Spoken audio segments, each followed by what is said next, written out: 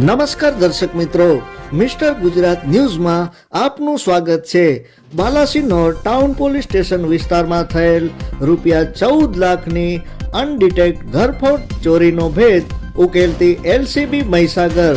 Balasinor town police station વિસ્તારમાં આવેલ સરવૈયા ગામે 10 દિવસ પહેલા રાત્રિના સમયે મોબાઈલની દુકાન તોડી તેમાંથી અલગ અલગ કંપનીના મોબાઈલ કુલ નંગ 51 ફોન જેની કિંમત ₹24,24,949 ચોરાયેલો બનાવ બનેલ, જે અનુસંધાને પોલીસ ઇન્સ્પેક્ટર શ્રી એમ કે ખાટ સાહેબનાઓએ મળેલ ચોક્કસ માહિતી તેમજ ટેકનોલોજી સર્વેલન્સના આધારે 14,24,949ની કિંમતના મોબાઈલ ફોન તથા ચોરી માટે ઉપયોગમાં લીધેલ મારુતિ જેન ગાડી તથા 2 મોબાઈલ મળી કુલ 15,04,949ના મુદ્દામાલ સાથે 2 આરોપીને ઝડપી પાડેલ તેમજ બાલાસિનોર ટાઉન પોલીસ સ્ટેશનના ગુનાનો ભેદ ઉકેલવામાં સફળતા મેળવી હતી। Report by Virbhadrasinh Sisodia.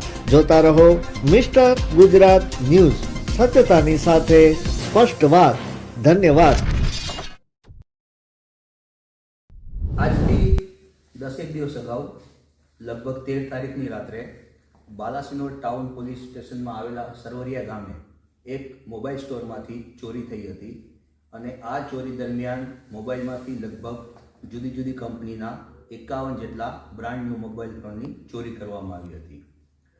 અમારી એલસીબીની ટીમ, જેના પીઆઈ ખાંટ, પીએસઆઈ સિસોદિયા અને પીએસઆઈ મકવાણા, આમની ટીમને એક બાતમી મળી હતી કે સરવરિયા ગામે જે ચોરી થઈ છે, ઘરફોડ ચોરી રાત્રે, એમાં 2 આરોપીઓ જેના નામ છે ફિરોઝ સન ઓફ મોહમ્મદ રફીક ભિસ્તી રહે ગોધરા અને સાદિક સન ઓફ મોહમ્મદ રફીક ભિસ્તી આ પણ રહે ગોધરા, આ બંને ઈસમોએ આ ચોરી કરેલી છે।